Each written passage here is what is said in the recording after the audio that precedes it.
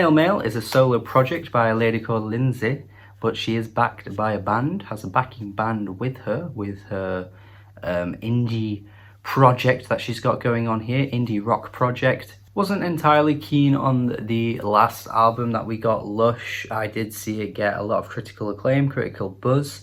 I could definitely see why a lot of these indie singer-songwriters do seem to get a lot of acclaim from your pitchforks and your, general music critics out there, your music nerds. I get it, but I think for me, I tend to be drawn to more personality-driven singers when it comes to stuff like this.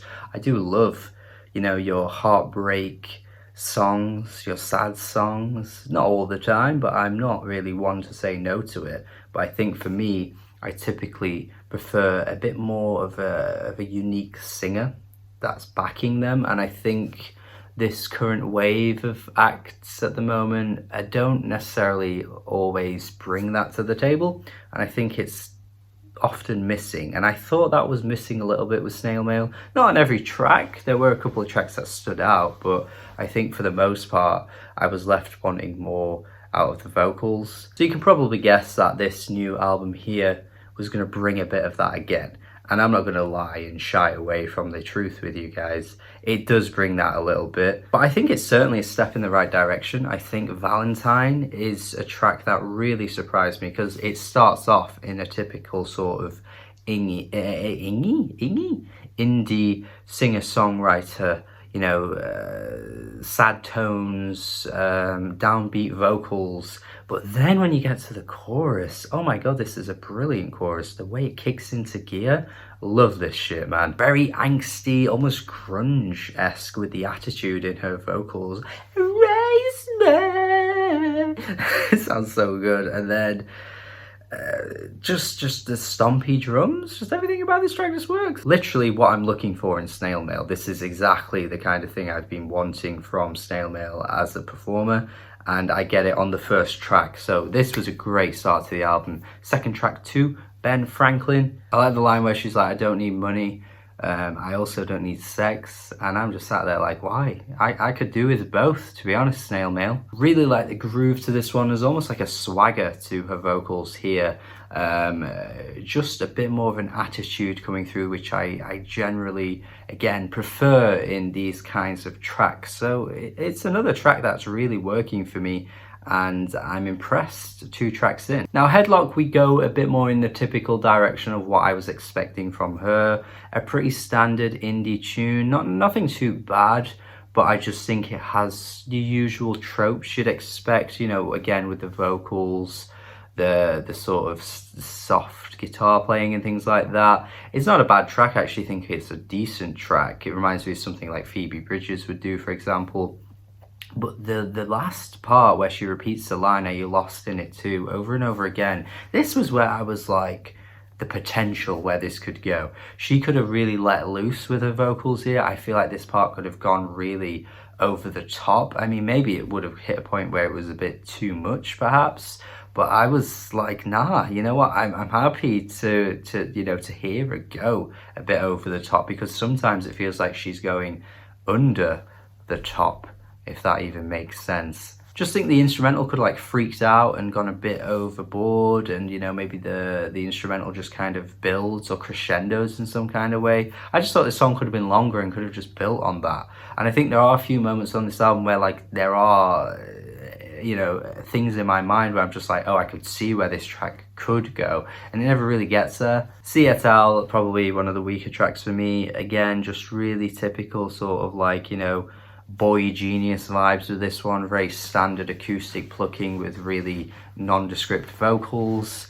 Just think with the potential that this album had to begin with, it just starts to slope off and she just kind of drops into her usual stuff. But I think this is the thing. It's probably a me problem when it comes to these tracks, because I don't think many of the core fans will have an issue with this, but I just was hoping for a bit more originality, and I don't really think you get that with this song. Certainly not something you couldn't get literally anywhere else, I would say too. I think the track Forever though is pretty good, particularly lyrically, touching on like the destruction of the relationship. I think that word really works nicely with what she's trying to say. Here she emphasizes the feelings quite nicely on this track. Again, like, you know, writing wise, she's got a lot to give. And I just think if she just brought a bit more of that emotion to what she's saying at times, man, she'd be a powerhouse. But often I think her vocals just tend to let her down. The guitar tone is fantastic on Glory. It reminds me of like some sort of Midwest emo from the 90s, or maybe even like tied in with some like Modest Mouse or something, that era. I just feel like this guitar sounds perfect, honestly. Probably repeating myself again, but I think with the vocals, if they had a bit more grit to them, this track would have been fantastic, but it ends up just being pretty okay. Final track's the worst offender though, Mia. Immaculately produced, this one. The strings are just wonderful. This whole song is just beautiful. It's just beautiful. Absolutely wonderful track, no doubt, but yeah, I just was sort of waiting for her to bring something a bit different with the vocals on this one. I just thought, considering how different it sounded production-wise to the previous songs, I was, yeah, waiting for a vocalist to really sweep me off my feet, and I just don't necessarily think she was the right voice to do that, which is a bit of a shame, but it still is a decent track, don't get me wrong. I just generally think with listening to this album, I'm seeing the potential of where the songs could go, and it's just making me a bit like, damn.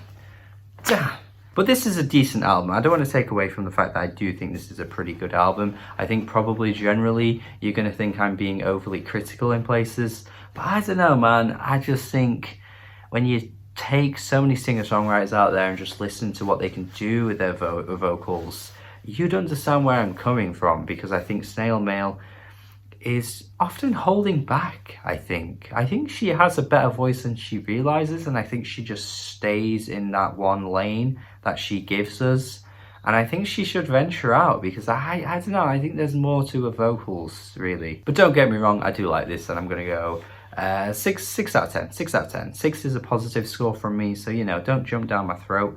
I do like it. A 6 is good. It's above a 5. 5 is the midpoint. Anything above that, anything higher than that, you know, simple mathematics. It's mathematics, bro. It's mathematics. But yeah, it's a good album. And yeah, thank you for watching as always. The lighting issue could be a problem for a while. I'm going to try doing something in the editing process to make these videos a bit better, because it's getting darker in the UK. I work, you know, all day. I get home and it's dark now. So like, I'm trying to think, how do I make these videos look better? And it's going to be difficult, but I'll try and sort things out. If you've got any recommendations, by the way, in the comments of what I could do, would love to see what you guys think. Thank you for watching as always. Recommendations for future reviews and videos are welcomed as well. Check out my Patreon if you are interested. Support your boy. He works hard. Thank you for watching. Have a good day and goodbye. Subscribe and goodbye.